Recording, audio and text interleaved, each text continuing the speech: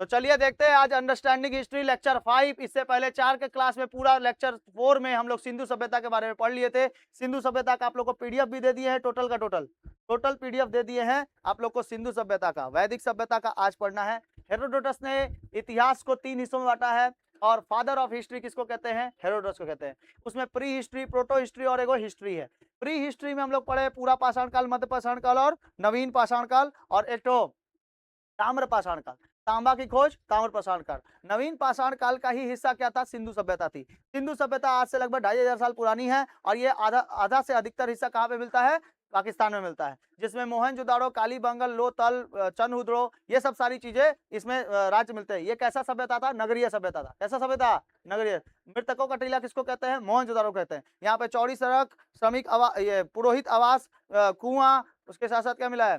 स्नानागार, विशाल अन्नागार, स्नानागार और साथ साथ क्या मिला है? मातृ देवी की मूर्ति और नर्तकी और साथ साथ तांबे का ढेर मिला है, पशुपतिनाथ का मंदिर मिला है। ये सब सारी चीजें मिली है। हड़प्पा में अगर देखते हैं तो उसमें श्रमिक आवास मिला है और साथ साथ क्या चीज? श्रमिक आवास, फिर कुआं, फिर अन्नागार था, स्नानागार था और मातृ देवी की मूर्ति थी, ओखली था, RS-37 कब्रिस्तान था, ताबूत था और क्या क्या, हाथी का कपाल था और स्वास्तिक चिन्ह मिला था। ठीक है, एकदम इंपॉर्टेंट याद रखना है कि दो को चीजें याद रखने आपको। विशाल अन्नागार कहाँ मिला है और विशाल स्नानागार कहाँ मिला है और नर्तकी कहाँ मिली है? कांसे की नर्तकी कहाँ मिली है? सब मोहनजोदाड़ो में मिला है। कहाँ मिला है? मोहनजोदाड़ो।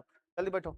मोहनजोदाड़ो मिला है, याद रहेगा। अंडरस्टैंडिंग हिस्ट्री में हम लोग यहाँ तक पढ़ लिए थे। प्रोटो हिस्ट्री जो था, प्रोटो हिस्ट्री ही क्या कहलाता है? हम लोग का आदि इतिहास कहलाता है। एक प्राक इतिहास है जिसमें हम लोग आदि मानव कैसे रहता था, खाता था, पीता था, जंगल घूमता था, इधर उधर रहता था, कभी आया, आग की खोज हो गया पूरा पाषाण काल में। उसके बाद मध्य पाषाण काल तक उसके हथियार कैसे हो गए थे? छोटे हो चुके थे, नुकीले हो चुके थे। और नव पाषाण काल तक आता आते पहिया का खोज कर लिया, मनका का खोज कर लिया, मृदभान का खोज कर लिया और बढ़िया तरीके से खेती करना चालू कर दिया। सबसे पहले खेती कहाँ पे हुई?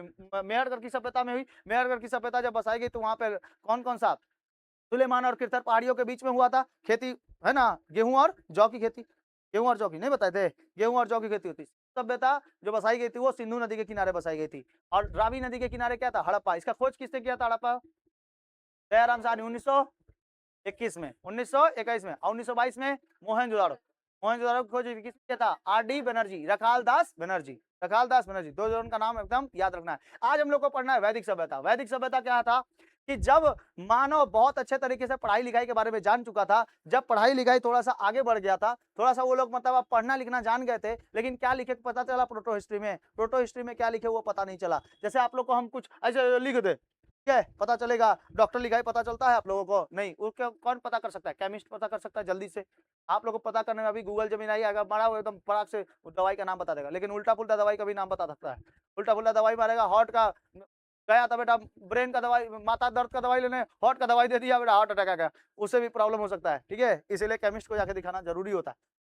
आगे देखो, अभी हम लोग पढ़ेंगे क्या चीज? अभी हम लोग जल्दी जल्दी हो जा रहा है क्या? बहुत फास्ट हो जा रहा है, एकदम 2x में चल रहा है क्या? नहीं, 2x में करेगा तो और तेज भागेगा। देखो, अभी हम लोग को पढ़ना है कौन से बाबू? वैदिक सिविलाइजेशन। वैदिक सिविलाइजेशन, वैदिक सभ्यता, वैदिक सभ्यता। ठीक है, क्या पढ़ना है बाबू? वैदिक सभ्यता। देखते हैं वैदिक सभ्यता। देखो, जब भारत में आर्यों का आगमन हुआ था तो उसको हम लोग वैदिक सभ्यता कहते हैं। पहले इसके बारे में हम बता देते हैं थोड़ा सा। देखो, अरे देखो इधर देखो, देख बाबू, इधर देखो। हिस्ट्री को हम लोग कितने हिस्सों में बांट सकते हैं? 3 हिस्सों में बांट के पढ़ सकते हैं। एक वो है प्री हिस्ट्री, एक वो है प्रोटो हिस्ट्री और एक वो कौन सा? तो हिस्ट्री तो अभी पढ़ाई नहीं है, अभी हिस्ट्री में आया ही नहीं। अभी कौन सा चल रहा है? Proto history. प्रोटो हिस्ट्री में 2 चीजें पढ़नी है। एक बताओ कौन कौन सा? एक वो हम लोग पढ़ लिया सिंधु सभ्यता और एक कौन सा पढ़ेंगे? वैदिक सभ्यता। ठीक है, इसी वैदिक सभ्यता में एक और पढ़ेंगे, उत्तर वैदिक सभ्यता। उत्तर वैदिक, ठीक है, उत्तर वैदिक। इसी उत्तर वैदिक के बाद पढ़ेंगे इसमें हम लोग वेदांग पढ़ेंगे, वेद के बारे में पढ़ेंगे, वेदांग पढ़ेंगे, वेदांग। वेदांग के बाद पढ़ेंगे इसमें छंद वगैरह होते हैं। ठीक है, छंद वगैरह होते हैं उत्तर वैदिक काल में। उत्तर वैदिक वेदांग पढ़ेंगे और इसी में पढ़ेंगे पुराणों के बारे में। इसके बारे में पुराण, ठीक है, पुराणों के बारे में पढ़ेंगे। पुराण के बाद इसके बाद पढ़ेंगे हम लोग इसमें कैसे कैसे मंत्रों की चर्चा है, कहाँ पे संगीत की चर्चा है, सब वेदों में पढ़ लेंगे। ठीक है, उत्तर वैदिक में। देखो वैदिक काल में ही हम लोग को वेदों के बारे में पढ़ लेना, वेद, उपवेद और उनके मतलब गाथा लोग जो थे, मतलब उनके बारे में जो लिखे थे। ठीक है, वेद को अपुरुषय कहा जाता है। अपुरुषय मतलब जो पुरुष लोग ना लिखे हों, वेद को अपुरुषय। और सबसे प्राचीन जो वेद है वो कौन है? ऋग्वेद है। ऋग्वेद में मंत्रों की चर्चा है, बहुत सारे मंत्रों की चर्चा है, जिसमें से गायत्री मंत्र भी आता है, जो किसको समर्पित है? गायत्री माँ को, गायत्री देवी सूर्य भगवान को समर्पित है। हे भगवान, कौन सी दुनिया में रह रही है? गायत्री मंत्र, ओम भूर्भुवः स्वः तत्सवितुर्वरेण्यं भर्गो देवस्य धीमहि धियो यो न प्रचोदयात्। क्या यार, तो का तुम लोग सनातनी बनेगा रे? का गुंडी बनेगी तू? प्री हिस्ट्री, प्री हिस्ट्री जो होता है इसको हम लोग प्राक इतिहास कहते हैं, इसको आदि इतिहास। तो आदि इतिहास में सिंधु सभ्यता पढ़ लिए। सिंधु सभ्यता के बाद कौन सी सभ्यता पढ़नी है? वैदिक सभ्यता। जब आर्यों का आगमन हुआ था तो इसको हम लोग क्या कहते हैं? वैदिक सभ्यता कहते हैं। जब आर्यों का आगमन हुआ था, मध्य एशिया से कौन आए थे? आर्य आए हुए थे, आर्य। ठीक है, इसीलिए इसको हम लोग कौन सा समाज कहते हैं? आर्य समाज कहते हैं। क्या हो गया बाबू, कौन दुख में पड़ा है? इधर देख पहले, मध्य एशिया से कौन आए हुए थे? आर्य आए हुए थे। भगा देंगे मध्य एशिया में, चला जाएगा उधरी, चल जाएगा। सिंधु घाटी सभ्यता के पतन के बाद, सिंधु घाटी की सभ्यता का पतन हो गया था कैसे?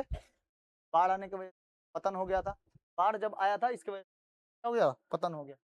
देखो, सिंधु सभ्यता के पतन के बाद भारत में जिस नई ग्रामीण सभ्यता का विकास हुआ, देखो वैदिक सभ्यता कैसी सभ्यता थी? ग्रामीण सभ्यता थी। और सिंधु सभ्यता कैसी सभ्यता थी? नगरीय सभ्यता थी।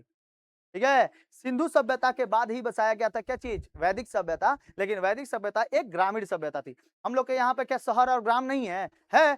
तो ग्राम में बसने वाले लोगों को ग्रामीण सभ्यता, और शहर में बसने वाले लोग को शहरीय सभ्यता, और जो नगर में बसने वाले लोग हैं उसको नगरीय सभ्यता। जो ना ग्रामे हो ना जाओ शहरे हो उसको क्या कहते हैं? नगर कहते हैं। समझ में आया? समझ में आया? जैसे हम लोग का श्रीरामपुर एक क्या है? नगर है। श्रीरामपुर एक नगर है, लेकिन श्रीरामपुर के अगर बेस्ट साइट पे चले जाओगे जहां पे हर एक चीजें पाई जा रही, उसको कहेंगे सिटी। क्या कहलाएगा? सिटी, शहर कहलाएगा। जैसे कलकत्ता एक क्या है? शहर है, नगर नहीं। ठीक है, भले ही नगर निगम है वहां पे कुछ कुछ इलाके में, लेकिन कहीं कहीं पे तो ग्राम भी तो है, ग्रामीण लोग नहीं बसते हैं।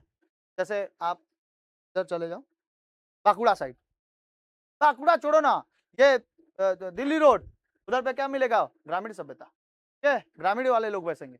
यहाँ पे हम लोग के टाउनशिप वाले, नगर निगम, नगर निगम वाले, जैसे श्रीरामपुर म्यूनसिपालिटी क्या है? नगर है, नगर निगम के आसपास में आते हैं।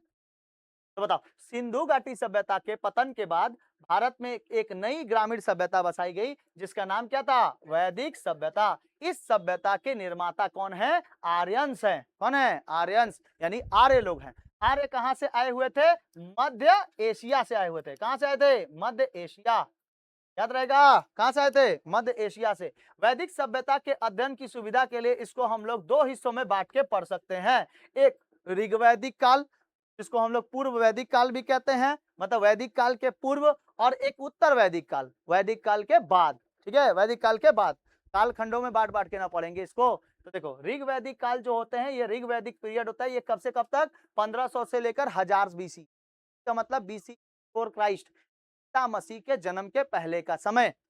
और ईसा मसीह के जन्म को हम लोग ग्रेगोरियन कैलेंडर के अनुसार 0 मानते हैं, यानी कि इसके पहले का जो इतिहास कहलाता है वो बीसी कहलाता है, इसके बाद का जो इतिहास कहलाता है वो एडी कहलाता है, आफ्टर डेथ या एमिनो डोमिनी। ठीक है, एमिनो डोमिनी, डोमिनी का मतलब होता है उसके मरने के पश्चात, उनके मरने का पश्चात। ठीक है, और ईसा पूर्व का मतलब होता है ईसा मसीह के जन्म के पहले। तो उसके पहले क्या इतिहास नहीं था? ईसा मसीह का जन्म माना जाता है आज से लगभग 2000 साल पहले। जब जन्म हुआ था तो उसको हम लोग 0 मान लेते हैं। इसके पहले का जो समय होता है वो बीसी कहलाता है, इसके बाद का जो समय होता है वो ईसवी कहलाता है। क्या कहलाता है? ईसवी। और अभी जो समय चल रहा है वो सन चल रहा है, सन 2026, सन 2050, ये कहते हैं कि नहीं? अभी सन चल रहा है, तो वो क्या है? एडी है, उनके मरने के पश्चात का समय है। अभी जो सन चल रहा है वो क्या चल रहा है? सन चल रहा है। समझ में आया? उसके पहले क्या चल रहा था? ईसवी, जैसे 1990 का, 19वीं शताब्दी बोलते हैं कि नहीं, 18वीं शताब्दी। ठीक है, तो उनके मरने के पश्चात का समय, मतलब जब तक जिंदा थे उसका समय ईसवी, और उसके बाद का समय एडी, यानी आफ्टर डेथ। आफ्टर डेथ, अभी हम लोग किसमें हैं? आफ्टर डेथ वाले समय में। ठीक है, सन 2050 में, सन 2050 में भारत और तरक्की करेगा। ऐसा है ना, सन बोलेंगे क्या, ईस्वी बोलेंगे, लेकिन इस ईस्वी कौन सी चल रही है, 21वीं सदी चल रही है। सदी कौन सा है, 21वीं, ठीक है, 21st सेंचुरी। आया समझ में आया। तो देखो ऋग वैदिक काल जो है, वैदिक काल जो होते हैं ये ऋग वैदिक काल 1500 बीसी से लेकर 1000 बीसी, और उत्तर वैदिक काल कब से चला, 1000 से लेकर 600, मतलब 1500 से लेकर 1000 ईस्वी में ये 500 बीसी इसको कह सकते हैं, इतना देर तक चला। 1500 से लेकर 1000 कितने हो गए, 500 समय हो गया ना, 500 बीसी। और उसके बाद 1000 से लेकर कितना 600, इसमें कितना लोग बिताए होंगे, 400 साल। इसमें कितने सौ साल, 500 साल, है ना। जैसे 300 सालों तक कौन राज किया था यहाँ पर, अंग्रेजों ने राज किया था। 1857 से लेकर, सॉरी, जब भारत में आए थे लोग तो 1600 में कौन आए थे, आपके अंग्रेज आए थे। 1600 लेकर 1947 तक अंग्रेज में रहे ना यहाँ पे भारत में, तो कितने सौ साल हो गए, लगभग 300 साल नहीं हो गया, 347 साल नहीं हो गया, 350 साल लगभग हो गया। तो 350 साल तक वो लोग क्या किए थे, यहाँ पे भारत में राज किए थे, ठीक है। उसी तरीके से जो वैदिक काल चला था वो 500 साल तक चला था, और जो उत्तर वैदिक काल चला था वो लगभग कितना, 400 साल, क्योंकि ये 600 साल के बाद ये खत्म हो गया, ये भी खत्म हो गया। जैसे अभी हम लोग का आपको बोलते हैं कि सिंधु सभ्यता जो है वो 2500 साल पुरानी है, तो इसका मतलब क्या, 2500 साल तक पूरा चला होगा, आज से लगभग कितना साल, 2500 साल पुराना, ठीक है। अब वो कितना समय तक चला था उसमें बता दिए थे। अब देखो ये जो था पूर्व वैदिक काल, इसको पूर्व वैदिक काल मतलब क्या, वैदिक काल के पहले, ठीक है, और उत्तर वैदिक काल के मतलब क्या, वैदिक काल के बाद, ठीक है। समझ में आया कि नहीं आया। जैसे अभी क्या चल रहा है, 2026 से पहले भी हम पढ़ा रहे थे, 2026 के बाद भी पढ़ाएंगे, तो इसके बाद जो पढ़ाएंगे वो क्या इसी तरीके से पढ़ाएंगे, ऐसा होगा कि नहीं होगा, वो क्या कहलाएगा, उत्तर में कहलाएगा, ठीक है, उत्तर वैदिक में पढ़ाएगा, ठीक है। और इसके पहले का जो समय रहेगा वो क्या कहलाएगा, वैदिक काल का पढ़ाएगा। इसके पहले जो पढ़ाए होंगे वो सेम इसके तरह नहीं पढ़ाए होंगे। अभी का जो समय चल रहा है वो क्या चल रहा है, ईसवी सेंचुरी में चल रहा है ये समय, ठीक है। तो इसी तरीके से आगे देखो, आगे देखो, समय काल समझ में आ गया। ऋग वैदिक काल 1500 से लेकर 1000, और उत्तर वैदिक काल 1000 से लेकर 600, 1000 से लेकर 600। तो अभी क्या पढ़ना है, वैदिक काल पढ़ना है, या ऋग वैदिक काल पढ़ना है। ऋग वेद की मान्यता बहुत ही ज्यादा है। वेद कितने प्रकार के हैं, 4, ठीक है। वेद कितने हैं, 4, मुख्यतः 4, ऋग्वेद, सामवेद, यजुर्वेद, अथर्ववेद। कौन कौन सा, ऋग्वेद, सामवेद, यजुर्वेद, अथर्ववेद, ठीक है। बोलो तो बाबू कौन कौन सा, ऋग्वेद, सामवेद, यजुर्वेद, अथर्ववेद। ऋग वैदिक काल इसलिए कहते हैं क्योंकि इसमें ऋग्वेद का क्या था, मान्यता सबसे ज्यादा था। कौन कौन सा ऋग्वेद बताओ, यजुर्वेद, ठीक है। अब देखो सामान्य परिचय एवं भौगोलिक अवस्था देखते हैं इसके। आर्यों का मूल निवास कहाँ था, अलग अलग विद्वानों का अलग अलग मत है, लेकिन सब कोई मैक्स मुलर के अनुसार मानते हैं। मैक्स मुलर ने कहा था कि आर्यों का स्थान कहाँ था, मध्य एशिया, और मध्य सेंट्रल एशिया से ये लोग क्या हुए थे, यहाँ पर भारत की ओर कूच किए थे। कूच मतलब आना, ठीक है, कूच का मतलब क्या होता है, आना होता है। शुरुआती निवास इनका आर्य भारत से पहले कहाँ पे थे, सप्त सिंधु प्रदेश में, जो 7 नदियों का क्षेत्र, जैसे पंजाब और अफगानिस्तान वाला इलाका। पंजाब और अफगानिस्तान वाला इलाका क्या कहता है, सप्त नदियां कहलाती हैं। क्या कहलाती हैं, सप्त सिंधु। क्या कहलाता है, सप्त सिंधु। यानी कि आर्यों के आने से पहले ये जो पंजाब इलाका है, और यहाँ पे जो सिंध वाला इलाका है, और साथ साथ यहाँ पर जो अफगानिस्तान वाला इलाका है, इतने दूर में क्या थे, ये मध्य एशिया था। और यहीं से क्या आए थे, आर्य भारत में घुसे थे, अभी का जो भारत है उसमें, ठीक है।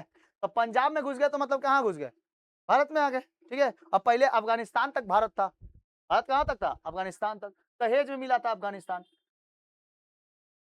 आर्सिया, जेड्रोसिया, पेरिस्पेनियाई, ऐसे कई सारे से, जो काबुल, कंधार, मकरान, हेरात, ऐसे बहुत सारे राज्य हैं जो राज्यों को मौर्य साम्राज्य ने जीता था। मौर्य साम्राज्य में चंद्रगुप्त मौर्य ने जीता था, और वो जब जीते थे तो वो मेसिडोनिया के राजा के साथ एगो आए हुए थे, ठीक है, का नाम आपको बताएंगे। तो वो जब आए हुए थे सेल्यूकस निकेटर, तो वो जब निकेटर आए थे तो उनकी बेटी कार्नेलिया से शादी कर लिए थे, कौन, चंद्रगुप्त मौर्य। तो उनको दहेज में देना पड़ा था ये सब पूरा राज्य, ये राज्य पूरा लेके चल जाइए। तो अफगानिस्तान तक हम लोग का अखंड भारत था, और किसी का हिम्मत नहीं था कि आंख उठा के देख ले कि हम भारत को लेंगे। तोड़ने का किसी का हिम्मत नहीं था कि भारत को तोड़ के रख देंगे। ठीक है, आज उन्हीं के द्वारा बनाए गए भारत को आज हम लोग तोड़ ताड़ के रख दे रहे हैं। कभी ये, कभी वो, कभी कभी कभी पाकिस्तान मार के चल जा रहा है, कभी बांग्लादेश आंख दिखा दे रहा है कि मोदी तो वहां के देखे नहीं वो। हाँ, है ना? कभी कभी देख रहे हो, वो यहाँ पर जानता नहीं है किससे पंगा ले रहा है। ठीक है, वहां पे बांग्लादेश में हम बोलते हैं कि बच्चा हो तो बच्चा जैसा रहो ना, क्या दिक्कत है? ठीक है, जन्मे तो हम ही लोग से ना हो। 1971 में बांग्लादेश, 1947 में पाकिस्तान। ठीक है, तो जन्मे किससे हो? उससे पहले अखंड भारत था। अभी भारत को मिला लिया जाए एकदम बढ़िया से, तो पूरा अभी फिर से अखंड भारत हो जाएगा, लेकिन अब मिलेगा नहीं। यार यूएनओ वगैरह बन गया है, उसको पॉलिटिकल साइंस में पढ़। तो आर्यों का मूल निवास स्थान कहाँ पर था बाबू? सेंट्रल एशिया में था। कहाँ पे था? मध्य एशिया। अभी ऑनलाइन जो सब जो बोल रहे हैं ना, ठीक है, ऑनलाइन बहुत ज्यादा केसेस हो सकते हैं, मेरे ऊपर केसेस हो सकते हैं। जानते हो क्या है कि हद से अधिक बोल दिए हैं, कहा हम लोग बांग्लादेश नहीं जा सकते हैं क्या? तो भारत में रह रहा है क्यों? चल जा बांग्लादेश, भारत का रह के काहे खा रहा है? पाकिस्तान का इतना बड़ा ही तुम्हारा मतलब कि यहाँ पर बुराई अगर कम लग रहा है, ठीक है, और तुमको वहां पे बड़ाई कर दे उसका पाकिस्तान का, तो चल जाओ, यहाँ पे फिर काहे रह रहा है? ठीक है, 17 साल से तो एगो लड़का रह रहा था यहीं पर, वो तो नौकरी करने जा रहा था तो पकड़ाया कि ये यहाँ का नहीं है निवासी। निवासी कहाँ का है? पाकिस्तान का है। तो जो बोल रहे हैं रखने को, तो अपना घर में बैठा के रख। ठीक है, हमारे घर में तो जगह नहीं है भाई, हमारे भारत देश में उन लोग का जगह नहीं है। जब वहां पे जगह नहीं है हम लोगों का, वहां पे जाओगे ना जब पाकिस्तान में है भी क्या? हम लोग वही अपनी सिंधु सभ्यता के बारे में थोड़ा सा जाने जाएंगे, है ना, मोहनजोदाड़ो के बारे में जानेंगे थोड़ा सा। तो है क्या उसमें? अगर मान लो कोई घूमने भी चला गया ना, तो तुम्हारा ना बढ़िया तरीके से जांच होगा। और यहाँ पे आतंकवादी मार के चल जाता है, बिरयानी खा के चल जाता है। ठीक है, यहाँ पर आतंकवादी आतंक मजा के चल जाता है, अब बिरयानी खा के चल जाता है तो कुछ नहीं। और वहां पे जाओगे ना, बढ़िया से जांच होगा, एकदम बढ़िया से, कहाँ से आया है, कब आया है, पूरा इसका डिटेल निकालो। ठीक है, कब से यहाँ पे रह रहा है, 2 घंटा हुआ कि 5 घंटा हुआ कि 5 साल से यहाँ रह रहा है, सब के बारे में एकदम जानकारी तुम्हारे पीछे पड़ जाएगा। यहाँ पर क्या पता चलता है कि हाँ कौन पाकिस्तानी यहाँ पे आकर रह रहा है, तुम्हारे अगले बगल घूमता रहेगा लेकिन पता नहीं चलेगा। और कब स्लीपर सेल बन जाएगा समझ में नहीं आएगा। ठीक है, तुम्हारे बगल में ही बैठा रहेगा, क्या पता चाय पीते उधर तुम्हारा मृत्यु हो गई, कौन मिला दिया? तो यही मिलाया, बैठल बगल में बैठा था, दोस्त था। ठीक है, क्या पता डायनामाइट किडनी में भर के लेके आया हो और उड़ाने का पूरा चांसेस हो। ऐसे भी तो हो सकते हैं। तो ये लोग कहाँ से आए हुए थे? मध्य एशिया से था। आर्यंस कहाँ से आए थे? मध्य एशिया से। शुरुआती निवास कहाँ पे था? सप्त सैंधव, जो 7 नदियों का क्षेत्र, जैसे पंजाब। पंजाब में कितनी नदियां हैं? 5 गो। पंजाब में कितनी नदी? 5, इसीलिए इसको पंजाब कहते हैं। क्या? पंजाब में 5 गो नदी। और अफगानिस्तान में 2 गो नदी फेमस है, दजला और फरात। हम क्या है? दजला और फरात, इसलिए 5 और 2 कितने हो गए? 7। सप्त, सप्त संधव, समझ में आया? दजला फरात कहाँ पर है? अफगानिस्तान। और पंजाब में कौन सा? 5 गो नदी। ठीक है, अरे पंजाब वाला क्षेत्र में, अरे सिंधु की 5 गो सहायक नदी कौन कौन सी? तो वही वाला। ठीक है, हाँ वही 5 गो नदी पंजाब में पहले पूरा फैला हुआ था ना, अभी ना बंटवारा हो गया पूरा पूरा। तो देखो प्रमुख नदियां, ऋग्वेद में सबसे पवित्र नदी किसको माना जाता है? सरस्वती नदी को, जिसको नदी तमा कहते हैं। सरस्वती नदी का असली नाम क्या है? नदी तमा। अंग्रेजवा लोग इसको बदल दिया है आके सब कोई, ये नदी तमा है। नदी तमा नहीं, इतना बड़ा नाम कैसे याद रखेगा? सरस्वती बोलो, क्या बोलो? सरस्वती। सिंधु नदी को सिंध नदी बोलो, सिंध। ठीक है, सिंधु नदी को सिंध। गंगा को गंगा नहीं बोल के गंगेश बोलो, गंगेश। क्या है? हाँ, तो और हार्ड लग रहा है। गंगा ठीक लग रहा है, गंगा पढ़ते हुए आ गए हम लोग। और तू, कलकत्ता जो है वो गंगा नदी के किनारे नहीं बाबू, हुगली नदी के किनारे है। हुगली बोलो इसको तुम, ठीक है, गंगा नहीं बोलो। तो गंगा में नहीं नहाते हो, हुगली नदी में नहाते हो, क्योंकि किसकी शाखा है? गंगा की एक शाखा नदी है। ठीक है, बहुत खतरनाक है। अंग्रेजवा लोग सब पूरा पलट के रख दिया। ऋग्वेद को ऋग्वेद ना ना ना, ऋग्वेद नहीं बोलना है। ठीक है, खाली ऋग बोलना है, ऋग और ऋग। ऋग इधर आओ। ठीक है, ऋग्वेद में सबसे अधिक बार उल्लेखित किस नदी का नाम है? सिंधु नदी। देखो, सबसे पवित्र नदी किसको माना गया है? सरस्वती को। लेकिन उल्लेखित सबसे ज्यादा कौन है? देखो, गंगा नदी का उल्लेख एक ही बार आया है ऋग्वेद में, गंगा नदी केवल एक ही बार बोला गया है। मतलब कोई किसी ने बोल दिया होगा गंगा, ये गंगा बह रही, बस एक ही बार नाम आया है। और देखो, यमुना नदी का नाम कितना बार आया है? 3 बार। यानी कि उस समय में ऋग्वैदिक काल में या फिर वैदिक काल में 3 गो नाम नदियों 4 गो नाम नदियों का सबसे फेमस था। गंगा, यमुना, सरस्वती, और आज भी फेमस है। गंगा, यमुना, सरस्वती, यही फेमस है, खतरनाक। जिसका मिलन कहाँ पर होता है? प्रयागराज में, जहाँ पर मेला लगता है। किसका मेला? हाँ, कुंभ मेला लगता है, सब लोग उधरे पे नहाने जाते हैं लगभग। अब सरस्वती नदी अब मतलब विलीन होने के कगार पे है, मतलब उसमें उतना ज्यादा पानी नहीं, अब सूखने के कगार पे, वो सूख जाती है नदी। गर्मी के दिनों में क्या हो जाती है, अभी सूख गई होगी। लेकिन ये दोनों नदियां कैसी है? सदाबहार है, गंगा और यमुना। सदाबहार का मतलब ही नहीं जानते हो? जो 12 मासा है नदी, 12 मासा, 12 महीना बहते रहती है। कहाँ पढ़ी है 10th क्लास? हाँ, जो जब बोल रहे हैं ना सदाबहार, सदाबहार कुएं से पता चल जा रहा है, समझ में नहीं आया है। सदाबहार का मतलब क्या होता है? जो पूरा का पूरा 12 महीने बहते रहती है, ठीक है, सदावाहिनी नदी कहते हैं उसको, ठीक है, सदावाहिनी। और जहाँ पे केवल पेड़ पौधे मिलेंगे ना, उसको सदाबहार वन कहेंगे, ठीक है, एवरग्रीन फॉरेस्ट, सदाबहार वन। समझ में आया? ठीक है, तो बताओ, सरस्वती नदी का पवित्र नदी सबसे ज्यादा माना गया है। गंगा नदी का उल्लेख कितनी बार हुआ है? 1 बार। किस वेद में? ऋग्वेद में। और यमुना नदी का कितनी बार? 3 बार। और ऋग्वेद में सबसे अधिक बार उल्लेखित किसका नाम है? सिंधु नदी का। क्योंकि उस समय फेमस कौन था? सिंधु। अरे भाई, सिंधु नदी के किनारे ही ना शहर बसाया गया था, पूरे ये नगर बसाए गए थे। आगे बढ़े। अब देखो वैदिक साहित्य क्या होता है, वैदिक लिटरेचर क्या है। वैदिक साहित्य के मुख्य रूप से 4 वेदों में विभाजित किया गया है। कितने वेदों में? 4। हम इसका पहले शॉर्ट बता देते हैं, उसके बाद इसमें बताते हैं।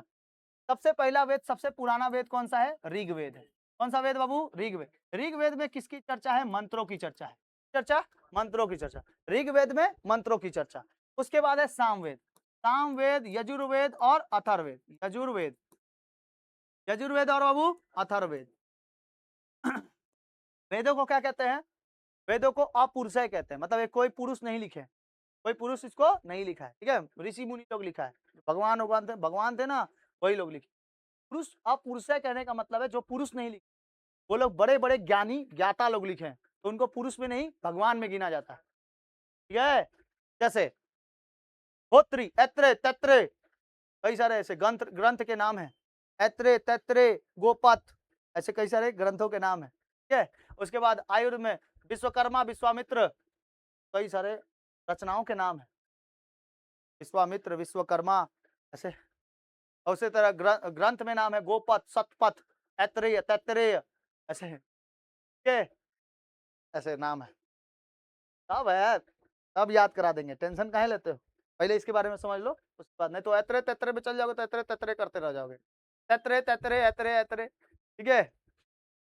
चलो, ऋग्वेद में किसकी चर्चा? मंत्रों। कौन सा मंत्र? गायत्री मंत्र, ठीक है, गायत्री मंत्र की चर्चा है। अब किसको समर्पित है गायत्री मंत्र? किसको समर्पित है बता सकते हैं? सूर्य भगवान को। गायत्री मंत्र किसको? सूर्य भगवान को, ठीक है। और देखो सामवेद में ना संगीत की चर्चा, की चर्चा, संगीत की चर्चा, सामवेद में संगीत, ठीक है। 7 गो सुर हैं, सा रे गा मा पा धा नी, सा नहीं है, सा वापस से लौट आएगा, तो सारे गा मा पा धा नी, ये 7 गो सुर पढ़ लेंगे, 7 सरोवर, 7 समुंदर, 7 गो थाला पौरे रिजत, सब 7 है, ठीक है। तो 7 गो संगीत में कितने हैं? सा, रे, गा, मा, पा, धा, सा फिर बोलेंगे तो फिर यहीं से रिपीट हो जाएगा, ठीक है। तो 7 गो क्या है? सुर है, 7 गो सुर, 7 महादेश, 7 समुंदर पार में तेरे, ठीक है। सामवेद में किसकी चर्चा? संगीत की चर्चा। यजुर्वेद में युद्ध और यज्ञ की चर्चा। किसके? युद्ध और यज्ञ।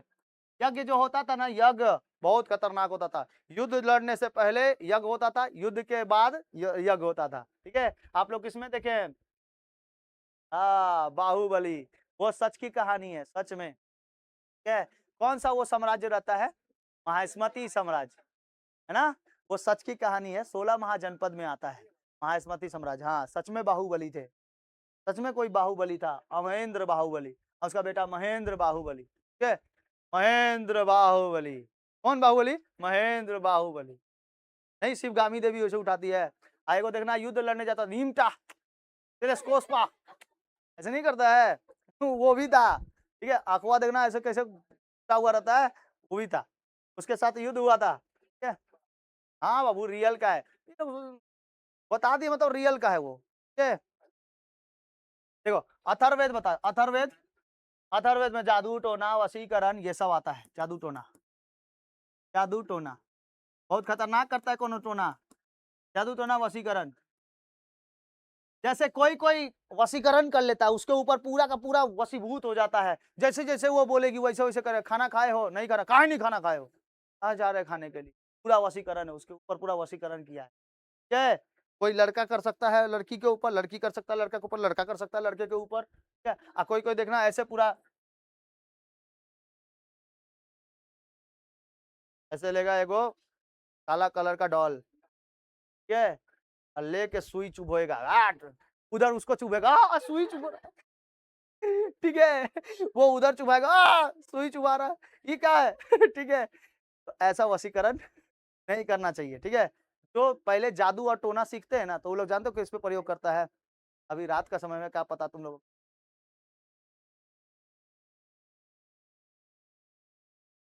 काहे टेंशन करता है? देख ना, 10 गो मंडल, 1028 ऋचाएं देख, मंत्र देख, देख 10,580। काहे टेंशन करता है? कितने मंत्र है देख ना, इसमें सब है, सब याद करने की जरूरत थोड़ी है। 10,580 मंत्र यहाँ पे पढ़ेगा तो तुम चल जा बनारस, वहां पे पढ़ के आ, यहाँ पे पूजा कराना मेरा,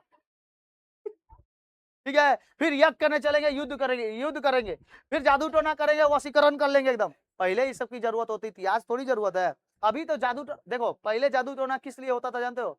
ताकि कोई दुश्मन अगर है तो उसको पहले ही जादू टोना से उसको मार दो, ठीक है। इतना ज्यादा मतलब विख्यात कर दो ना जादू टोना को, ताकि वो पहले ही से मर जाए, मतलब सदमे में मर जाए कि जहाँ हमारे ऊपर क्या हो गया, जादू टोना हो गया। तब मतलब जितने भी सेना था तो सेना को थोड़ा सा टाइम मिल जाता था, इसलिए जादू टोना वशीकरण किया जाता था।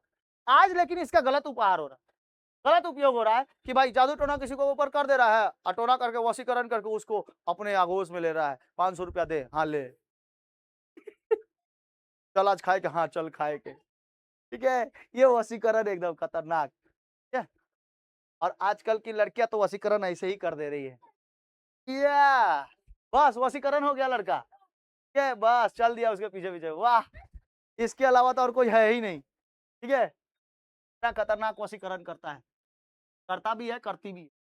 दुर्गा पूजा में तो और वशीकरण होता है, दुर्गा पूजा और सरस्वती पूजा में, हाँ।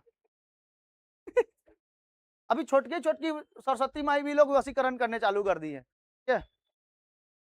जिस समय पढ़ने लिखने का समय है, पढ़ने लिखने का, इसमें आप लोग को हम बताएंगे 4 गो मतलब समय होता है, 4 समय, 4 गो समय होता है। एक आपका मतलब जो से लेकर जन्म से लेकर 25 साल तक आपको पूरा ब्राह्मणवाद होना पड़ता है। ब्राह्मण में मतलब कि किसी से ना चकर पकड़, लाल पीला हरा कुछ भी नहीं करना है। और उसके बाद होता है वानप्रस्थ होता है, फिर गृहस्थ होता है, गृहस्थ होता है, उसके बाद होता है आपका वृद्धाश्रम में। मतलब कि उसके बाद आपको कहीं इधर-उधर देखने को मन नहीं करेगा, अब मन करेगा कि भगवान में क्या हो जाए, लीन हो जाए। 100 साल के बाद एक नॉर्मल उम्र ऋग वैदिक काल में 100 साल रखा गया है। जन्म से लेकर 100 साल तक आदमी इस 4 वंशों को भोगता है, ठीक है। एगो कौन सा? ब्राह्मण, एगो आगे पढ़ाएंगे, ब्राह्मण है, उसके बाद है वानप्रस्थ है, उसके बाद गृहस्थ है, और उसके बाद बृहस्थ है। बृहस्थ मतलब वृद्ध, वृद्ध हो जाएगा एकदम। उस समय किसी को चक्कर पकड़ नहीं करेगा। वृद्ध में कौन चक्कर पकड़ करता है क्या? और किसी को जोश है तो करता है। ठीक है, पूरी 2 लोग अभी किसी को नहीं छोड़ रहा है। इतना मतलब कि बकवास हो गया है ना यहाँ पे आदमी लोग, मतलब बुड्ढा लोग ना, अब क्या बताएं हम, छोड़ो हटाओ, हम तो टीचर हैं और कंटेंट क्रिएटर रहते ना बढ़िया से, तो बढ़िया से ही लोग को धो दिए होते, ठीक है। नहीं, कई सारे ऐसे हैं बूढ़े लोग, ठीक है, नजरें गलत होती हैं, सोच गलत होता है। अब उन लोग को क्या ही बताए, बेटी बेटी जैसे लोग मतलब लड़कियों से ना शादी कर लेता है, ठीक है, बेटी बेटी लड़कियों से। तो छोटे छोटे लड़कियां लोग हैं जो स्कूल स्कूल जा रही हैं, उससे शादी कर लेता है। क्या चीज खातिर? वशीकरण हो गया, मतलब अपने चक्कर में दूसरा का लाइफ बिगाड़ देता है। ये सब बहुत बकवास है एकदम, ठीक नहीं है ये सब। वैदिक साहित्य का मतलब क्या है देखो, वैदिक साहित्य में मुख्य रूप से कितने वेदों को बांटा गया है? 4। ऋग्वेद सबसे पुराना वेद है, सबसे प्राचीन वेद है। ऋग्वेद सबसे प्राचीन लिखित ग्रंथ है, देखो लिखित ग्रंथ है, कोई बोला नहीं है, लिखा हुआ है, लिखित ग्रंथ है। इस वेद में कुल 10 गो मंडल है। 10 गो मंडल मतलब 10 गो ग्रुप है, 10 तो चैप्टर है। उस चैप्टर में जो सूक्त है 1028 क्या है? सूक्त है। सूक्त मतलब पेजेस हैं। और उस पेजेस में हर एक पेजेस पे मतलब कुछ कुछ मंत्र लिखे गए हैं और मंत्रों की संख्या कितनी है 10,580। याद रखिएगा, ये पूछता एग्जाम में। ठीक है, तो 10 मंडल हो गए आपके सब चैप्टर, पेजेस हो गए 1088 और हो गए आपके जो मंत्र उसमें जो लिखा गया है, लाइन जो लिखा गया है वो 10,580। समझ में आ गया बाबू? और कोई दिक्कत? सब कुछ पढ़ाया जाएगा आपको। अभी बताए ना गायत्री मंत्र की चर्चा है, किसमें है? ऋग्वेद में। ऋग्वेद में गायत्री मंत्र की चर्चा, ऋचाओं की संख्या, मंत्रों की चर्चा 10,580 और 1028 इसमें क्या है? सूक्त है। ठीक है, और 10 गो मंडल है। तीसरा मंडल में देखो सूर्य देवता सविता को, देखो सूर्य देवता को क्या कहते थे वो लोग? सविता कहते थे। और समर्पित प्रसिद्ध गायत्री मंत्र है, रचनाकर कौन है? विश्वामित्र। गायत्री मंत्र के रचनाकर कौन है? विश्वामित्र है। कौन है? विश्वामित्र। याद रहेगा? तो बताइए सबसे प्राचीन ग्रंथ कौन सा है? ऋग्वेद। सबसे प्राचीन ग्रंथ ऋग्वेद। इसमें मंडल कितने? 10 गो। 10 मंडल, 1028 सूक्त और 10,580 ऋचाएं। ऋचाओं को ही हम लोग क्या कहते हैं? मंत्र कहते हैं। कोई दिक्कत है बाबू? अच्छा, विश्वामित्र ने क्या लिखा है? गायत्री मंत्र। किसको समर्पित है? सूर्य देवता को। सूर्य देवता को क्या कहते हैं? सविता। ठीक है, अब बताओ 7वां मंडल में क्या दिया गया है? दशराज युद्ध दिया गया है, बैटल ऑफ 10 किंग्स। 10 गो राजा जो युद्ध किए थे उसके बारे में इसमें लिखा गया है। ठीक है, आगे जब आपको पढ़ाएंगे तो पुराण मिलेंगे तो पुराण, वैसे तो पुराणों की संख्या 18 है, उसमें से वायु पुराण, मत्स्य पुराण और विष्णु पुराण, ये 3 गो पुराण सबसे पुराने पुराण। सबसे पुराना पुराण मत्स्य पुराण है। इसमें मौर्य वंश के बारे में जानकारी मिलेगी। पुराणों में मौर्य वंश के बारे में लिखा गया। इस समय किसी का यहाँ नामो निशान नहीं था। जिस समय इस जगह पर भगवान और राजाओं की केवल क्या थी? दुनिया थी। वो लोग को पहले से ही लिख दिया गया है वेदों में। क्या है? तो अस्तित्व सोचो कितना पुराना है। भारतीय इतिहास का अस्तित्व कितना पुराना है। इसके ही ना इसी चीजों से ना हम लोग को भारत का इतिहास पता चलता है कि कितना पुराना हम लोग का इतिहास। तो ऋग्वेद जो है वो सबसे प्राचीन लिखित ग्रंथ है। इसमें पूरा का पूरा मंत्र के बारे में चर्चा है। तीसरा मंडल देखो, 10वें मंडल में से तीसरा मंडल जो है इसमें गायत्री मंत्र है। 7वें मंडल में दशराज युद्ध है और 10वां मंडल में पुरुषुक्त है। इसका वर्णन जहां पहली बार 4 वर्णों के बारे में पता चला है, जिसमें 4 वर्ण कौन कौन से हैं? इसमें है सबसे पहले ब्राह्मण, उसके बाद है क्षत्रिय, उसके बाद है वैश्य और उसके नीचे है शूद्र। ठीक है, ये 4 गो मेंबर्स के बारे में पता चलता है। किसमें? 10वें मंडल में।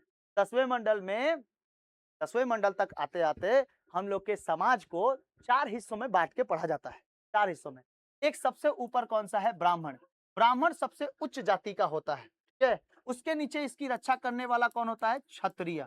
ठीक है, क्षत्रिय। उसके नीचे जो बहुत ज्यादा टैक्स देता है और जहां तहां मतलब कोई घूम घूम के अपने पैसे को कमाता है, पैसे को लेके आता है, उसको कहते हैं वैश्य। क्या कहते हैं? वैश्य। बिजनेसमैन को क्या कहते हैं? वैश्य कहते हैं। व्यवसाय करते हैं ना, और उसी जितने भी व्यवसाय व्यापारी लोग थे वो लोग क्या कहलाते थे? वैश्य कहलाते थे। जितने क्षत्रिय जो सेनापति लोग होते थे, सेना होते थे, राजा की रक्षा करते थे, वो क्या कहलाते थे? क्षत्रिय। और जो राजा होता था वो ब्राह्मण होता था। राजा जो होता था ब्राह्मण। और इसके नीचे में जो खेतों में काम कर रहा है, फैक्ट्रीज में काम कर रहा है, किसी नाले को धो रहा है, किसी का मतलब कि वो लोग सबसे नीच जाति के होते थे, उसको शूद्र कहा जाता। इसमें चर्चा है, किसमें चर्चा है? इसका किसमें चर्चा है? 10वें मंडल में। कौन से वेद में? ऋग्वेद। ठीक है, तो समाज को कितने इसमें बांटा गया है? 4। ब्राह्मण, क्षत्रिय, वैश्य और शूद्र। याद रहेगा? किसमें चर्चा बाबू? 10वें मंडल में। याद रखिएगा। तीसरे मंडल में गायत्री मंत्र।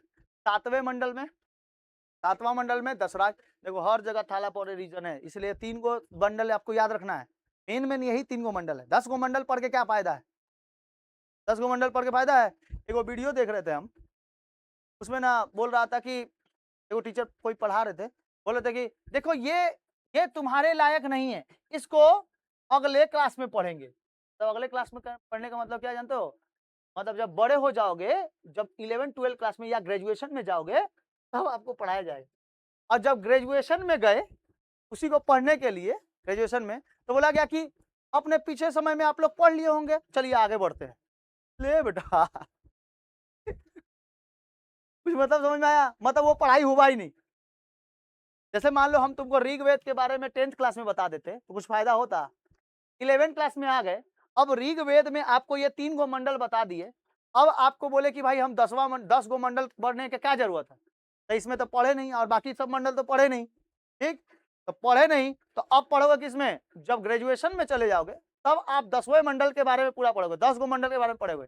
तो उसमें जाके अगर हम बोल दे कि आपने तो पिछला जमाना में पढ़ लिया था, 11 क्लास में पढ़ लिया था, तो ना 11 क्लास में पढ़े ना आगे क्लास में पढ़े, वो तो छूट जाएगा ना। ये आपका कर्तव्य बनता है कि और मंडल के बारे में आप लोग नोट्स एनआई से चाहे किसी से, नहीं होता है मतलब, तभी ना जानिएगा 10 मंडल के बारे में, समझ में आया, कर लेंगे ना। ये देखो 3 गो ये रहा, 1 और 2, 4 5 6, 7वां यहीं पर है और 9 8 8 9 10वां है, ठीक है। तो जितने मंडल यहाँ पे नहीं है उसका आप लोग को नोट्स बनाना है, जैसे इस तरह से हम जो बनाए, चाहे गूगल से पूछिए, चाहे जेमिनी से, चाहे आप पूछिए यूट्यूब से, चाहे चैटजीपीटी किसी से भी, लेकिन बना के लेकर अगले दिन, अगले दिन कल, ठीक है। और आप लोग ऑनलाइन वाले लोग कमेंट सेक्शन पे बता देना, ठीक है। हाँ समझ गया, ये लोग तो पहले समझ जाता है, ऑनलाइन वाला लोग पहले समझ जाता है, समझ में आ गया, बोलो कोई दिक्कत है। ऋग्वेद सबसे पुराना वेद है, मंत्रों की चर्चा है, तीसरा मंडल, 7वां मंडल और 10वां मंडल। तीसरे मंडल में गायत्री मंत्र की चर्चा जो सूर्य देवता को समर्पित है, 7वें मंडल में किसकी चर्चा है, दशराज युद्ध के बारे में, और 10वें मंडल में किसकी चर्चा, अरे 10वें मंडल में किसकी चर्चा है, बोलता ही नहीं है, पुरुषुक्त है। और क्या चीज, पुरुषुक्त को ही क्या कहते हैं, अरे पुरुषों के युक्त क्या कहलाते हैं, पुरुषुक्त कहलाते हैं। पहले ना पुरुष लोग को मान्यता बहुत ही ज्यादा था, महिलाओं को वेद पुराण पढ़ने की कोई अनुमति नहीं थी, तो केवल सुन सकते थे। वैसे तो ये जितने वेद हैं ये वेद को ना सुन सकते हैं ना पढ़ सकते हैं, महिलाओं को ये अनुमति थी। लेकिन जब पुराण में बताया गया, पुराणों को जब बताया गया, वेदांगों को जब बताया गया, तब आप पढ़ सकते हैं कि हाँ महिलाएं भी इसको पढ़ नहीं सकती थी, खाली सुन सकती थी। जैसे सत्यनारायण की कथा हो गई, वो केवल सुन सकते हैं, पढ़ नहीं सकते। ऐसे भी आज भी कई सारी मान्यता है कि कोई भी अगर सत्यनारायण भगवान का कथा कहेगा ना तो कोई महिला पंडित नहीं होगी, महिला नहीं होगी, पुरुष ही रहेगा। सत्यनारायण भगवान की कथा पुरुष ही कहेगा और महिला बैठ के सुनेगी, और हरे कृष्ण हरे राम राम सत्यनारायण भगवान की जय, बस इतना ही, वो सुनेंगी कथा, ये पढ़ नहीं सकती। हाँ देवी दुर्गा पाठ पढ़ लीजिए, पढ़ती है ना महिलाएं, तो उसको कौन नहीं पढ़ता है, समझ आया? पुरुष लोग भी कोई कोई पढ़ते हैं, लेकिन ज्यादातर देवी दुर्गा पाठ कौन पढ़ता है, महिलाएं पढ़ती है। अरे जो नवरात्रि के समय में 9 दिन का पूजा होता है। अब देखो 7वां मंडल समझ में आ गया, तो हटा के थोड़ा पूछे, तो ऋग्वेद बोला, वेदों की संख्या 4, ऋग्वेद सामवेद यजुर्वेद अथर्ववेद। ऋग्वेद में किसकी चर्चा, मंत्रों की चर्चा, 10 गो मंडल है, 1028 सूक्त है, 10,580 ऋचाएं हैं, मंत्र है। उसमें से तीसरे मंडल में क्या मिलता है, गायत्री मंत्र, तीसरे मंडल में गायत्री मंत्र, 7वें मंडल में दशराज युद्ध, और 10वें मंडल में पुरुषोक्त, जिसमें 4 गो समाज के बारे में बांटा गया है। सबसे पहला ब्राह्मणवाद, दूसरा क्षत्रियवाद, तीसरा वैश्यवाद, और चतुर्थ शूद्रवाद, वाद कहते हैं उसको, ठीक है पूरा। आगे बढ़े, सामवेद में किसकी चर्चा है बाबू, संगीत, संगीत का जनक किसको कहा जाता है, सामवेद को। Indian music, father of Indian music किसको कहते हैं, सामवेद को कहा जाता है। इसमें यज्ञों का अवसर पे गाए जाने वाले यंत्रों की क्या है, मंत्रों की मतलब की संग्रह है, पूरा का पूरा मंत्र। तो यज्ञ के समय जाते हैं ना लोग, यज्ञ के समय तो लोग गाना वाना गाते जाते हैं, लेकिन हम महिलाएं लोग जब कोई मतलब शादी उदी रहता है तो नहीं, हल्दी मटकोर के समय गाना गाते गाते जाती हैं, नहीं गाना गाते जाती हैं, गाना मतलब क्या बोलूं, गीत गाते जाती हैं। उसी तरीके से यहाँ भारतीय संगीत में इसको जो जनक, जो सामवेद को कहते हैं, यज्ञों के अवसर पर गाए जाने वाले, जब यज्ञ होता था उस अवसर में जो संगीत गाए जाते थे उसको क्या कहा जाता है, सामवेद। सामवेद में यज्ञ की चर्चा है, और यज्ञ बोल रहे हैं हम, यज्ञों में गाए जाने वाले संगीत की चर्चा, ठीक है। तो संगीत की चर्चा सारेगामा पादानी किसमें, सामवेद में। अच्छा यजुर्वेद में गद और पद की चर्चा है, प्रोज एंड पोएट्री, और साथ साथ यज्ञ की भी चर्चा है, ठीक है। गद उसको कहते हैं, तो क्या होता है, प्रोज होता है जो थोड़ा बड़ा बड़ा होता है। और जैसे अभी आप लोग क्या पढ़ रहे थे हिंदी में, कल पद पढ़ रहे थे, पद पढ़ रहे थे ना, जैसे कबीर दास के दोहे, वो तो दोहे हैं। पद क्या होता है अलग, जैसे सूरदास के पद, वो क्या होता है, पोएट्री। इसमें 2 लाइन में 3 लाइन में ही इतनी बड़ी बड़ी बातें बोल देता है कि आपको वो समझना पड़ता है। और इस गद्य में क्या करते हैं, बहुत लंबा लंबा लाइन कहानी जैसा, निबंध जैसा पढ़ते हैं। इसमें यज्ञों के नियम और धार्मिक विधियों का संकलन है। धार्मिक विधि कैसे रहेगी, कैसे यज्ञ किया जाएगा, चार दिवाली में ऐसे ये रहेगा नहीं, क्या कहते हैं, स्वाहा स्वाहा से नहीं बोलते हैं, ये क्षुब्ध मंत्र होता है। क्षुब्ध मंत्र मतलब मन ही मन पढ़ेंगे और अचानक से बोल देंगे स्वाहा।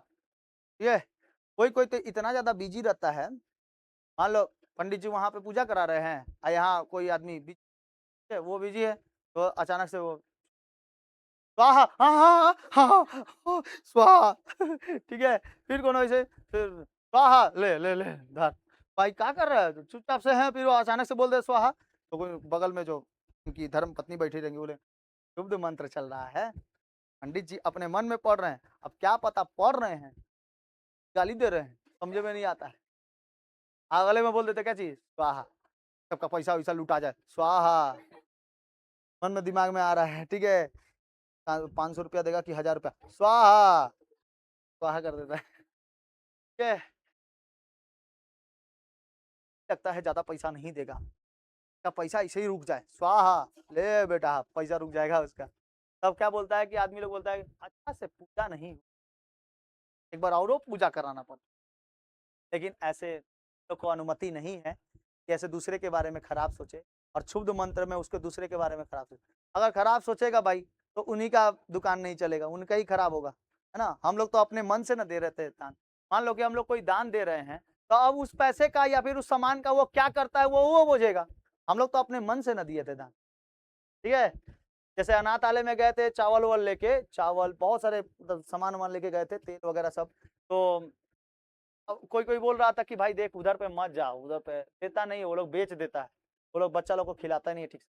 हम बोले कि हम लोग अपने मन से जा रहे हैं, हमारा मन है कुछ दान करने का, तो हम लोग दान पुण्य कर रहे हैं, अब उसमें उससे क्या गलती होगा कि अगर वो बेच दे, अगर वो बच्चों को खिलाएगा नहीं तो, ठीक है, उसमें तो हम लोग कुछ नहीं कर सकते हैं, हम तो अपने मन से गए ना, अपने मन से क्या चीज दान देने के लिए, अपना मेरा मन था दान देने के लिए, दान दे दिए, ठीक है, अब उसका जो मर्जी है वो करे।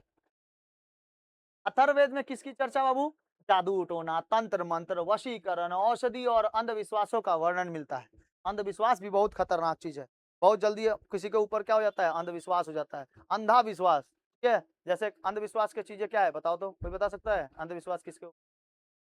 जैसे नींबू मिर्चा दुकान के सामने लटकाने से कभी भूत उत नहीं घुसेगा, आपके ऊपर नजर नहीं लगेगा, हाँ, ओइच के पैसा, देखो पैसा ओइच के पानी में देता है, कुछ चीजें ओइच के क्या देता है, खाने होने की चीजें किसी दूसरे गरीब को दे देता है, होता है कि नहीं, मतलब अपने बच्चे का नजर उतार के आप उस गरीब के बच्चे को दे दिए जिनके पास नजर नाम का कोई चीज ही नहीं, है ना। अमीर लोग के ही पास नहीं ये नजर ओजर है, गरीब लोग के पास कुछ है, सबको कोई मान्यता देते हैं नहीं।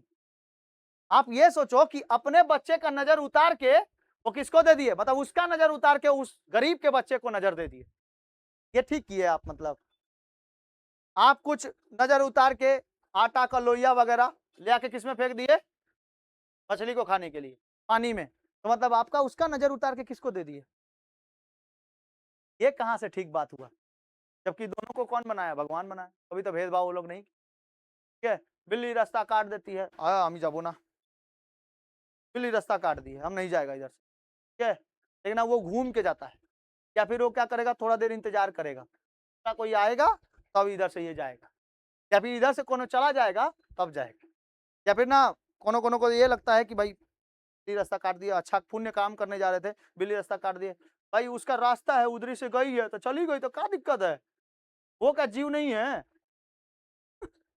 ऐसे तो सी माने कैट पढ़ते हैं तब भी तो उसमें अंधविश्वास करने चाहिए, कैट कैसे हम लोग पढ़ सकते हैं, कैट हम नहीं बोलेंगे, ठीक है, कहीं कैट बिल्ली रास्ता काट देती है तो उसके बारे में बिल्ली बोलेंगे, कैट नहीं बोलेंगे, ठीक है। भाई बिल्ली रास्ता काट दी है, या फिर कौवा काव काव कर रहा है, उसका काम है भाई काव का, तू कर दे ऐसा ऐसा अंधविश्वास बना के रखा हुआ है ना भाई, आप सोचोगे नहीं, यहाँ पे ज्यादातर जानते हो कौन, दादी नानी लोग, इन लोग को नहीं ये करना चाहिए, कौवा लोग को भगा देना चाहिए, कोयल लोग को पोसना चाहिए, कोयल तो और एकदम दिमाग खराब कर देती है, काऊ कुहू कुहू बस। कौवा उससे अच्छा ठीक लगता है ना, करकराता है एकदम बढ़िया से। अच्छा कौवा आता है तो बोलता है ना कि कोई आने वाला है, हाँ कोई मेहमान आने वाला है। सच में कोई अगर मेहमान आ जाता है तो 10-15 दिन रह जाता ना, कब से जाई कभी इधर पड़ी रहल बा, एकदम टिक गइल बा, ऐसा हो जाता है। तो भाई ये सब अपने अपने लोगों की मान्यता है। कोई कोई मानता है ना कि आज सफेद शर्ट पहन के जाएंगे तो हमारे साथ सब बहुत अच्छा होगा, अचानक से धन मिल जाएगा, पैसा मिल जाएगा। ले बेटा कुछ नहीं मिलता और पैसा चलिए जाता है। तो क्या है, अंधविश्वास है। अगर नींबू मिर्चा लगाने से किसी को नजर नहीं लगता तो दुकान सबकी अच्छे से चल जाती है ना, दुकान सबकी अच्छे से चल जाती। कोई कोई देखना घर के बाहर में झूड़ी और चप्पल लगाता है, झूड़ी चप्पल और ये क्या कहते हैं झाड़ू। और वो झाड़ू जानते हो कहाँ का रहता है, झाड़ू जब वो एकदम पूरा छोटा हो जाता है ना, घर जाते जाते जब छोटा हो जाता है वही वाला लगा देता है, खरीद के भी नहीं लाएगा, वो पुरन के झाड़ू लगा देगा। तब उसमें अंधविश्वास नहीं देखेगा। हाँ, ये सब लोगों के ऊपर है, वो क्या मानता है। ठीक है, वो मानता है पत्थर को भगवान, तो भगवान है, नहीं है तो पत्थर है, ढेला चला के किसी को माथा में मार दो, भगवान ने मारा, भगवान ने मारा। पत्थर माथा कौन फोड़ दिया, भगवान फोड़ दिए। आप सब मानते हो भगवान है सब में है भगवान। ठीक है, कंकड़ पत्थर सब में भगवान है, कोई नहीं है डाउट है। लेकिन ये भी बात है, ये भी थोड़ा सा आपको थोड़ा सा सोच के चलना पड़ेगा कि वैष्णो देवी जाते समय किसी का काहे खाई में गिर जाता है बस वगैरह, डायरेक्ट भगवान बुला लेते हैं। तुम ऐसे मंदिर के पास आउट होके मत आओ, डायरेक्ट आओ मेरे पास, डायरेक्ट बुला लेते हैं। तो ये सब थोड़ा सा अंधविश्वास है, आप भी लोग मत मानिएगा। भूत पिशाच ये लोग, देखो भगवान है तो भूत पिशाच है, भूत पिशाच अगर भगवान नहीं है तो भूत पिशाच भी नहीं। ठीक है, वो जादू टोना है थोड़ा सा, भूत पिशाच हैं होते हैं, ठीक है होते हैं। जिन किसी को पकड़ लिया ना तो छोड़ेगा नहीं, वो जब तक उसको मुढ़ी चनाचूर ना मिल जाए। कोनो कोनो तो जिन इतना पगला होता है, वो बेटा किसी के शरीर में घुसता है तो बोलता है कि हमको मुढ़ी प्याज दे तबे हम इसका शरीर से जाएंगे। कोई कोई होता है, तो जिन नहीं छोड़ता, का बॉडी नहीं छोड़ता। क्या किसका बात कर रहे हैं, अंधविश्वास अंधविश्वास, ये सब अंधविश्वास है। ठीक है, भैया के हमको ही पकड़ ले अगले दिन से बोले तुमको पढ़ाना नहीं है, ऐसे नहीं पढ़ाना है बेटा, वो बुलवावे। चलो, ऋग्वेद सामवेद समझ में आ गया आप लोगों को, ये चारों के चारों वेद। अब इसके बाद क्या होता है उपनिषद, इसको वेदांत भी कहते हैं, वेदों के अंत वेदांत कहलाते हैं। ठीक है, इसकी कुल संख्या कितनी है, 108 है। भारत का राष्ट्रीय आदर्श जो वाक्य है वो सत्यमेव जयते उपनिषद से, मंडूकोप उपनिषद से लिया गया है। मतलब कि वेदांतों उपनिषद में, इसको वेदांत भी कहा जाता है, तो मंडूकोप उपनिषद से क्या लिया गया है, सत्यमेव जयते। ठीक है, जो वर्ड रहता है ना, देखना अशोक चिन्ह लगा के नीचे में लिखा रहता है सत्यमेव जयते, मतलब सत्य में ही क्या है, जय है, हित है, सत्य में ही। पुराणों की संख्या कितनी है, 18। सबसे पुराना पुराण मत्स्य पुराण, और सबसे पुराना वेद ऋग्वेद। अब आपको पढ़ाएंगे ऋग्वेद, फिर उसके बाद उसके आपके बताएंगे आपको उपवेद। ऋग्वेद के भी रचयिता हैं और उपवेद के भी क्या है, रचयिता है। ऋग्वेद के उपवेद हैं, फिर सामवेद के भी क्या है, वेदों के क्या है, उपवेद है। उन लोग के सबके क्या है, एक रचयिता है। समझ में आ गया, सबके रचयिता के नाम के अनुसार पढ़ा देंगे, अगले क्लास में बता देंगे। इतना समझ में आ गया, कोई दिक्कत है, वैदिक काल समझ में आ गया। इसके बाद उत्तर वैदिक काल में, उत्तर वैदिक काल पढ़ाने से पहले आप लोग को वेदों के बारे में, उपवेदों के बारे में और उनकी रचनाओं के बारे में बता। तो दिक्कत, आप लोग मेरे को याद दिलाना अगले क्लास में कि सर वेद और उपवेद पढ़ाना है, सीधे उत्तर वैदिक काल में नहीं घुसना है। अभी वेद और उपवेद बचा है। ठीक है, वेद और उपवेद पढ़ाने के बाद उपनिषद पढ़ेंगे, उपनिषद पढ़ने के बाद पढ़ेंगे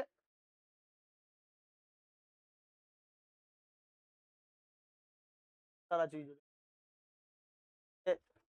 पुराण हो गया ना, तो बाद देखो यहाँ पे सप्त संध्या ऋग वैदिक काल में बनाम और उत्तर वैदिक काल का तुलना किया जाएगा। इसका तुलना करने के बाद आपको यहाँ पे जनपद का उदय पढ़ाएंगे, ब्रह्मचर्य आश्रम, गृहस्थ आश्रम, वानप्रस्थ और ये तो बृहत कहते हैं, वृद्ध। देखो 100 साल तक है ना, 0 से लेकर 25 साल तक क्या है, ब्रह्मचर्य शिक्षा। अब ब्रह्मचर्य आश्रम में क्या लेना है, केवल शिक्षा लेना है, लेकिन इसी में बेटा गृहस्थ जीवन हो जाता है, शादी उदी करके गृहस्थ हो जाता है। अरे ऐसे नहीं हो जाता, ब्रह्मचर्य में क्या लेना चाहिए, खाली शिक्षा, 18-19 साल क्या हो गया बेटा, गृहस्थ हो जाता है। जबकि कितना बोला गया है, 0 से 25, जन्म से लेकर 25 वर्ष तक क्या रही है, केवल शिक्षा ज्ञान करिए, शिक्षा का पूरा ज्ञान लीजिए। और उसके बाद गृहस्थ में 25 से 50, और इसके बाद सांसारिक मोह माया में फंस जाइए इसमें गृहस्थ में, और इसके बाद वानप्रस्थ हो जाइए, चलिए जंगलों उंगलों में घूमिए फिरिए एकदम बढ़िया से, कितना 50 से 75 वर्ष में। ठीक है, ध्यान है वन समय। शिक्षा लेके गृहस्थ हो जाइए, गृहस्थ, गृहस्थ मतलब शादीशुदा, इसके बाद जंगल चल जाइए, ठीक है, और उसके बाद सन्यासी हो जाइए, जंगलों में ही क्या बन जाइए, 75 साल में शादी करेगा गृहस्थ, अजब बात करती है। चलो अगले क्लास में मिलेंगे। जय हिंद, जय भारत। आगे समझ में आप लोगों को, आप लोग को बाबू कमेंट सेक्शन में बता देना कैसा लगा क्लास। मिलते हैं अगले क्लास में।